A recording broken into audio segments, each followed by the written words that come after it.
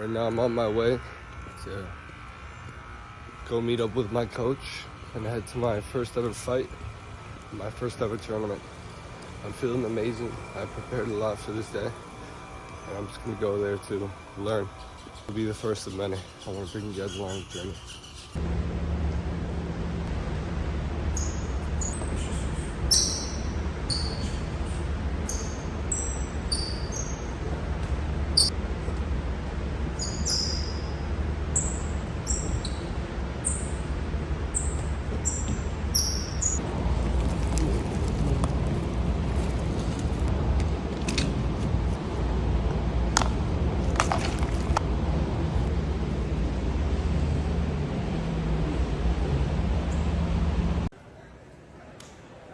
All right, so we have the fight.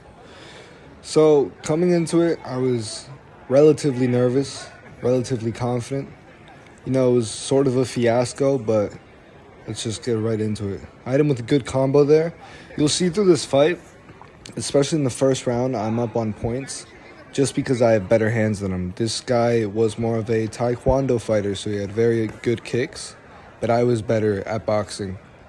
So one of the errors that I thought I made was that I should have pressed more. So as you can see, when I hit him, I only get off 2 shots, maybe 1 shot, when I should be getting off 5 or 6 shots. The dude has really good distance management, obviously. His side kick was a real threat to me, and also his right body kick was a real threat to me. But on the first round, in the scorecards, I was up 7-6. Now, one thing I would like to say is that this was supposedly a light contact fight. There was nothing light contact about this fight I had. He hit some amazing kicks, but they were not light at all. So as you can see, I backed him into the corner. I normally have control of the middle just because he's so much of a counter fighter, but I don't capitalize on that. I don't press forward, and I don't try to use my hands, which is my strength.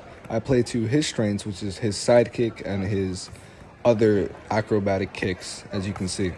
There was also other little mistakes that really pissed me off watching it back, like dropping my hands too much, not having rhythm, not controlling the distance, all stuff that I had practiced, but you know, I guess I just need more experience in the ring to really get that off in a tournament. So anyways, at this time, I'm very focused on his front leg, on the side kick, which is what caused me to hesitate so much when trying to punch him. Looking back at it, and I was talking to my coach, I shouldn't have hesitated as much because I was dominating him boxing-wise. I should have just cornered him how I was doing and not let him go. Kept getting shots off and damaging him. So you'll see that's the end of the first round. Now let's go into the second round.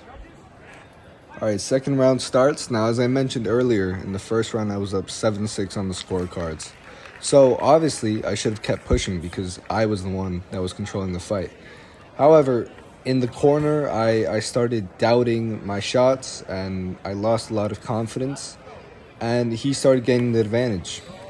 You see that was a beautiful kick. That kick made me really rethink everything I did from there on, and that's where the fight started going downhill.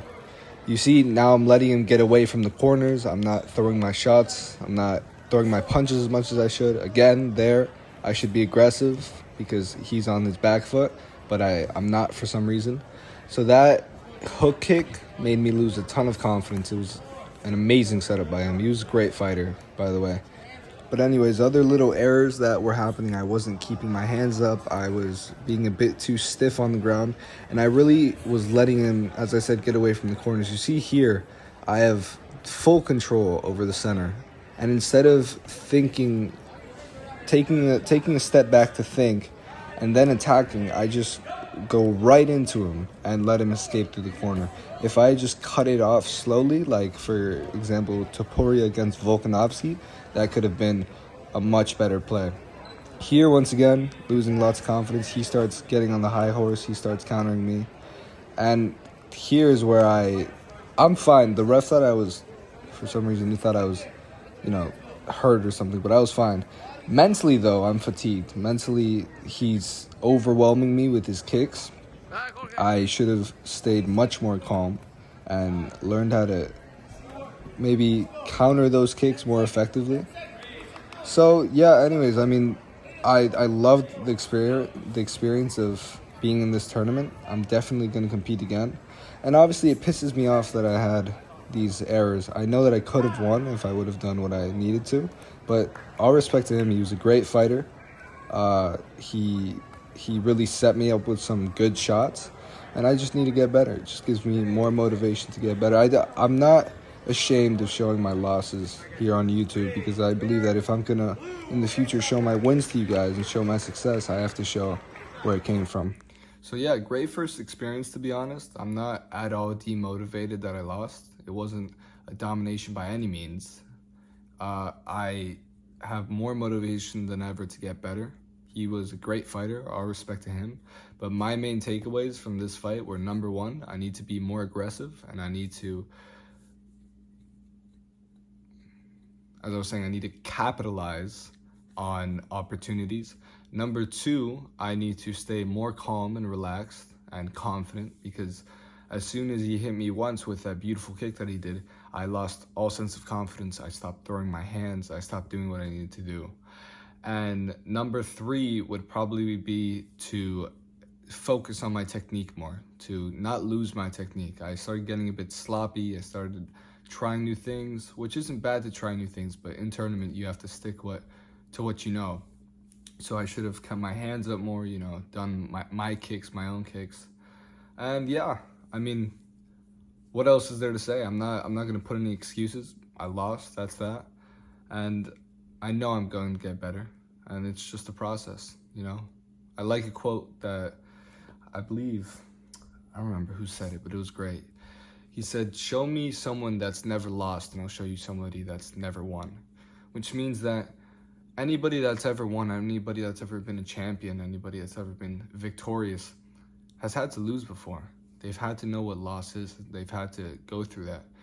For example, you might say, oh, but Floyd Mayweather had a perfect 50-0 record. Yeah, but how many times did he lose in the gym sparring? How many times did he lose when he was younger in amateurs? So, again, not demotivated at all. I'm ready for the next fight and tournament whenever. And yeah, happy to bring you guys along the journey.